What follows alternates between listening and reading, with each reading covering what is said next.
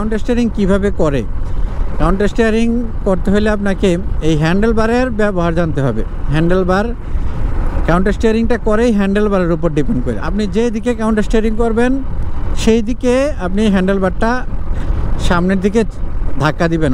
আপনি কিন্তু ধাক্কা দিয়ে ধরেই রাখবেন না, তাহলে কিন্তু বাইক রাস্তার সাইডে চলে যাবে। ধাক্কা দিয়া আপনার এই কাউন্টার স্টিয়ারিং করার পরপরই আবার ধাক্কাটা রিলিজ করে দিতে হবে আপনাকে। এই যে আমি ধাক্কা দিলাম, এই যে রিলিজ করে দিলাম ধাক্কা। আবার এই ডান দিক দিয়ে করতেছি, এই যে ধাক্কা দিলাম, এই যে রিলিজ করে দিলাম ধাক্কা। ধাক্কা দিয়ে ধরে রাখবেন, কিংবা ধাক্কা দিয়ে কখন ছেড়ে দিবেন সেটাও তো আপনাকে শিখতে হবে। যখন ধাক্কা দিবেন, ধাক্কাটা ছাড়ার সাথে সাথে আবার যেদিকে কাউন্টার স্টিয়ারিং করবেন ওই উল্টা দিকের হ্যান্ডেল বার হালকা করে আবার ধাক্কা দিবেন, তখন বাইক আবার সোজা হয়ে যাবে, সোজা রাস্তায় চলতে থাকবে। যে দেখাই, এই যে করলাম, এই যে এই পাশের হ্যান্ডেল বার আবার হালকা ধাক্কা দিলাম। প্রথমে বাম দিকে কাউন্টার স্টিয়ারিং করবে, যে বাম দিকে করলাম, আবার ডান দিকে করে আমি আবার সোজা হয়ে গেল। এই পদ্ধতিটা আপনারা শিখে দিতে আপনাদের খুবই কাজে লাগবে এই টেকনিক।